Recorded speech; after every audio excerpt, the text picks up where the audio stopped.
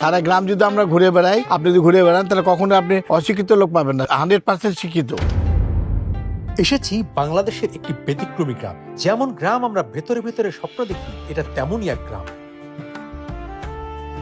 আমাদের বাপ দাদাও বলে আসছে যে আসলে আমাদের গ্রামে কোনোদিন পুলিশ আসেনি, আমরা নিজেরাই আমাদের নিজের এটা মিট আপ করে থাকি। গেল 50 বছরে এই গ্রামে পুলিশ দেখেনি কেউ। এই বাজার কোনো সিকিউরিটি গার্ড নাই, নাইট গার্ড নাই, না চুরি হয় না, না কোনো চুরি ডাকাতে কোনো সমস্যাই নেই। দোকান খোলা রেখেই নিজেদের ব্যক্তিগত কাজে চলে যান এরা।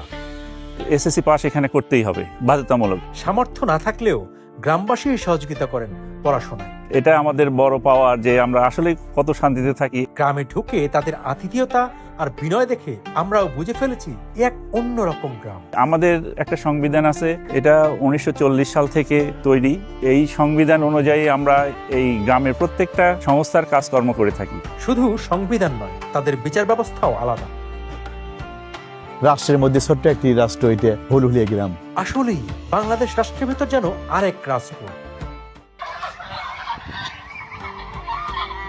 এটা আমাদের গ্রাম শুরু, এবং এই লেখা আছে আমাদের শতভাগ শিক্ষিত মডেল স্মার্ট ভিলেজ হুলহুলিয়া। এটা আমাদের প্রবেশদ্বার। এই গ্রামে আমাদের শতভাগ শিক্ষিত গ্রাম। আর এখানে ধরেন যে আপনার সবাই সবার প্রতি খুব আন্তরিক। কোনো ছেলে পেলে চাকরি পাচ্ছে না, বেকার অবস্থা আছে, বেকারত্ব দূর করে দেওয়া হয়। রাষ্ট্রের মধ্যে ছোট্ট একটি রাষ্ট্র, এটা হুলহুলিয়া গ্রাম। 5+ স্টার রেটিং প্রাপ্ত দেশের সর্বোচ্চ বিদ্যুৎ সাশ্রয়ী ও ইকো ফ্রেন্ডলি ওয়ালটন এসি।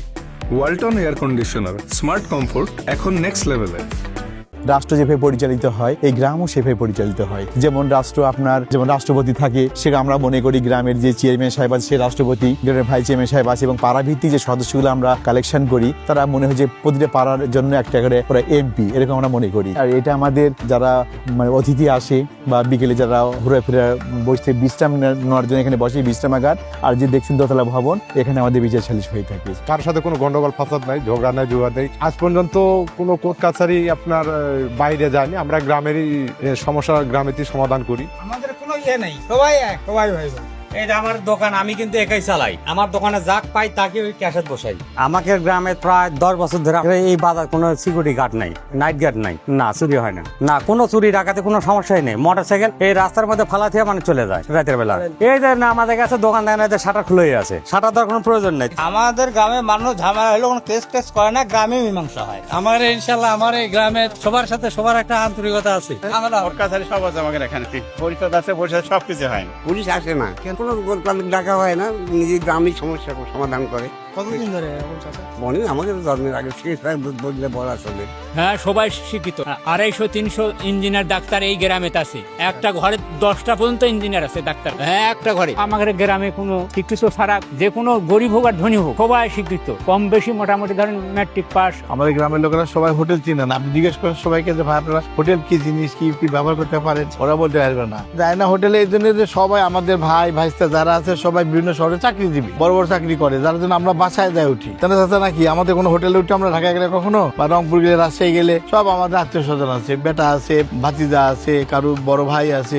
আমাদের এর কৃষি কালচার থেকে আমাদের এখানে প্রত্যন্ত অঞ্চলে এবং এখানে বিল এলাকা, এখানে একটাই সম্বল হলো একটাই মাত্র ধান, এক চাষের। এখানে যদি মিস যায়, এরকম 7 বছর মিসও চলে গেছে, যাওয়ার পরে মানুষ ওনারা থাকছে, অকষ্টে জীবন যাপন করছে। তারপর তো এরা বেছে নিচ্ছে লেখাপড়া। এরা লেখাপড়া শুরু করে লেখাপড়াকে এরা মানে মূল চাবিকা হিসেবে নিয়ে নিচ্ছে। আমাদের এই গ্রামের বা এই অঞ্চলের লোকেরা প্রত্যেকটা পরিবারই আপনি মানে মাস্টার ডিগ্রি হোল্ডার থেকে শুরু করে আপনার এমবিবিএস, ডাক্তার, বিভিন্ন সেক্টরেই আমাদের লোক আছে। হ্যাঁ, আমাদের গ্রামের 100% শিক্ষিত। সারা গ্রাম যদি আমরা ঘুরে বেড়াই, আপনি যদি ঘুরে বেড়ান তাহলে কখনো আপনি অশিক্ষিত লোক পাবেন না। প্রত্যেকটা মানুষই সবাই অক্ষর জ্ঞান আছে, পড়তে পারে, লিখতে পারে, সবাই পারে। কেউ 9 পাস, কেউ 10 পাস বা এসএসসি পাস, সকল কিছু আমাদের আছে যতদূর পর্যন্ত লাগে আছে। আমাদের গ্রামে অ্যাকচুয়ালি শতভাগ শিক্ষিত, এবং আমাদের গ্রামে 100-র অধিক ডাক্তার এবং ইঞ্জিনিয়ার আছে, এবং আমাদের এখানে কোনো চুরি ডাকাতি নাই, এবং মাদক সেবন, বাল্য বিবাহ কোনোটাই আমরা এগুলো প্রশ্রয় দিই না। এটা আমাদের বড় পাওয়ার যে আমরা আসলে কত শান্তিতে থাকি। আমাদের দায়িত্ব আমাদের এই গ্রামকে পরিচালনা করা। কিভাবে পরিচালনা করব, কিভাবে মানুষের সুবিধা হবে, কিভাবে কোন কাজ করলে উন্নয়ন হবে, কিভাবে আপনার বাল্য বিবাহ, মাদক সেবন এইগুলা থেকে এই বিভিন্ন দিকটা নিয়ে আমরা ধরেন এই কাজটা করে থাকি। আমাদের একটা সংবিধান আছে, এটা 1940 সাল থেকে তৈরি।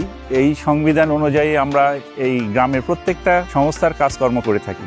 এই অনুযায়ী আমরা গ্রামকে পরিচালনা করে থাকি। এখানে শতভাগ শিক্ষিত এখন আমরা করছি, এসএসসি পাস এখানে করতেই হবে বাধ্যতামূলক। যদি তার টাকার অভাব হয়, বই পুস্তকের অভাব হয়, কির অভাব হয়, এটা আমরা তাকে দিয়ে থাকি। প্লাস আপনার এখানে যদি কোনো রকম গরিব মানুষ টাকার অভাবে চিকিৎসা করতে পারছে না, ওপেন হার্ট সার্জারি বা এটা ওটা করতে পারছে না, তখন আমরা এই গ্রাম বসে আমাদের কিছু লোকজন আছে বাহিরে, আমাদের কৃতি সন্তান, তাদেরকে সহযোগিতা করে দেখা যাচ্ছে যে আমরা এই অ্যারেঞ্জমেন্ট করে ওঠি। আশপাশের মানুষ উদ্বুদ্ধ হয়ে ওরা বলে যে আসলে আপনাদের গ্রামটা খুব সুন্দর, যদি আপনাদের গ্রামে আমরা একটু বসবাস করতে পারতাম তাহলে আমাদের সার্থক হতো। আমাদের এখানে পুলিশ আসে না, বা আমি নিজেও দেখিনি। আমাদের বাপ দাদাও বলে আসছে যে আসলে আমাদের গ্রামে কোনোদিন পুলিশ আসেনি, আমরা নিজেরাই এটা মিট আপ করে থাকি। আমাদের গ্রামে তো একটা বিচার বিভাগ আছে এবং প্রত্যেকটা আমাদের 12টি পাড়া আছে, 12টি পাড়ায়ও আবার একটা ছোট পরিসরে একটা বিচার বিভাগ আছে। তারা সেইখানে মিট আপ করে দেয়, আবার ওইখানে না পারলে আমরাও মিট আপ করে দিই, এবং গ্রামের মানুষ সবাই স্বতঃস্ফূর্তভাবে এটা মেনে নিয়েই চলে। ছোট থেকেই সবাই